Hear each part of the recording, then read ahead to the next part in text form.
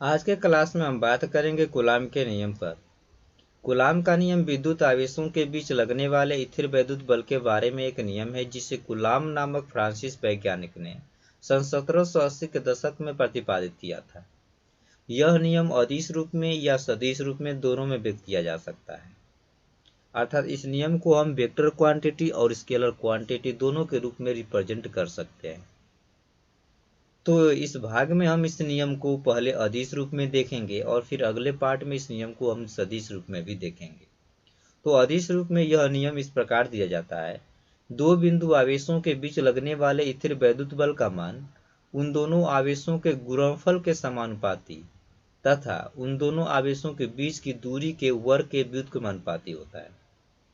दो बिंदु आवेशों के बीच लगने वाला स्थिर वैद्युत बल का मान उन दोनों आवेशों के गुणनफल के समानुपाती और उन दोनों आवेशों के बीच की दूरी के वर्ग के व्युत्क्रमानुपाती होता है।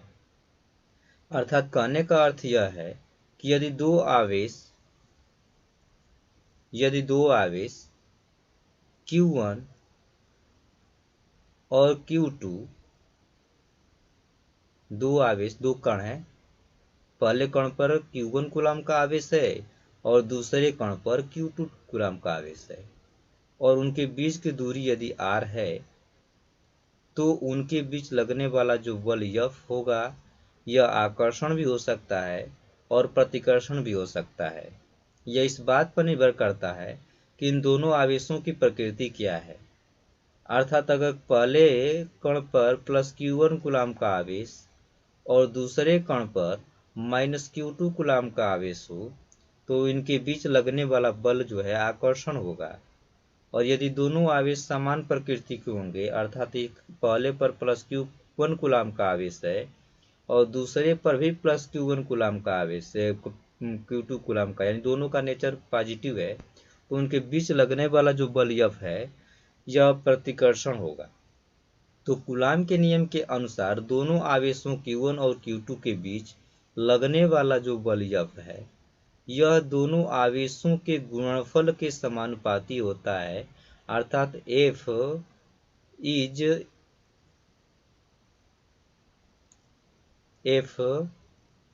is directly proportional to Q1 into Q2 तथा F इनवर्सली प्रोपोर्शनल टू दोनों आवेशों के बीच की दूरी का वर्ग। यह हो गया समीकरण नंबर 1 और इसे मानते हैं समीकरण नंबर 2। तो समीकरण 1 और 2 से समीकरण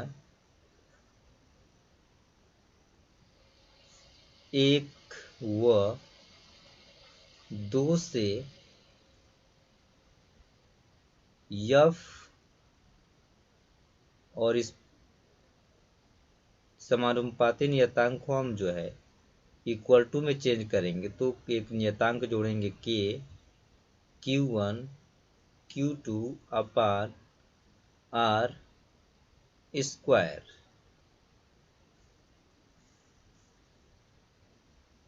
ये हो जाएगा जहाँ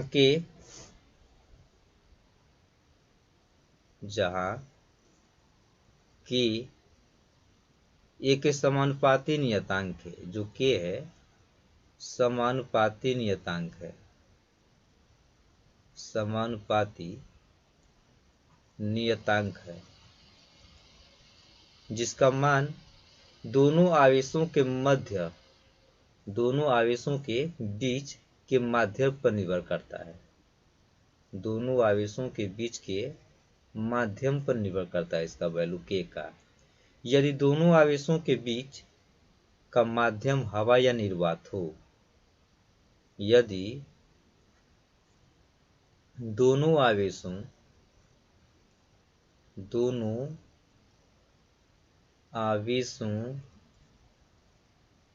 के बीच का माध्यम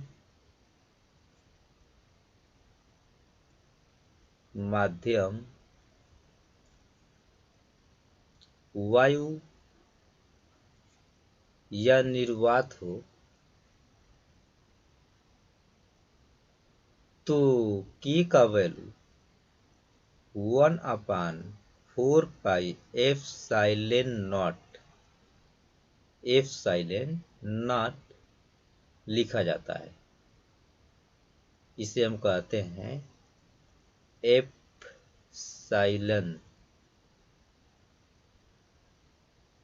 एप्सिलॉन नॉट। तो अगर दोनों आवेशों के बीच का माध्यम वायु या निर्वात हो तो जो के को हम लिखते हैं 1/4 पाई एप्सिलॉन नॉट, या इसे लिखा जाता है 9 × 10⁹ न्यूटन मीटर स्क्वायर प्रति कूलम स्क्वायर। तो अब इस दोनों आवेशों के बीच का जो फोर्स होगा वो हो जाएगा F =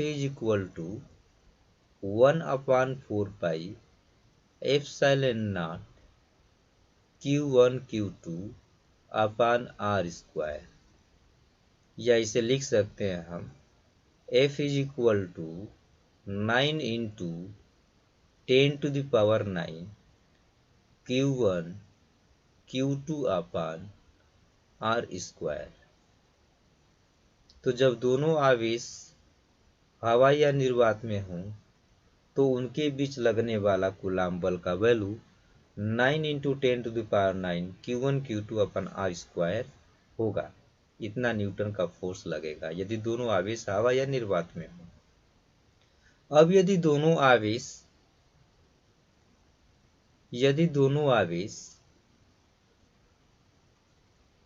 आवेश की परावैद्युतांक वाले माध्यम हो, की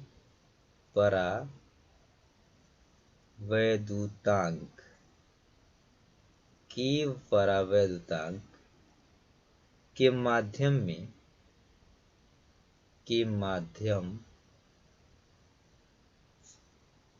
में रखे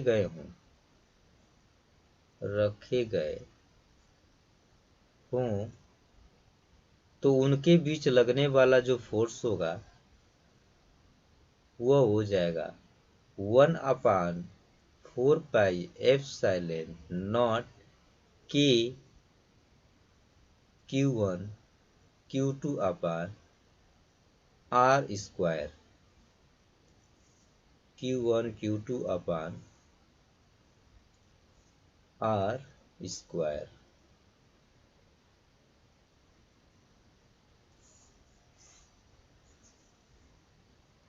तो ये दो आवेश अगर हवा या निर्वात में हो तो उनके बीच जो है फोर्स का जो वैल्यू होगा 9 × 10⁹ Q1 Q2 अपान R स्क्वायर होगा।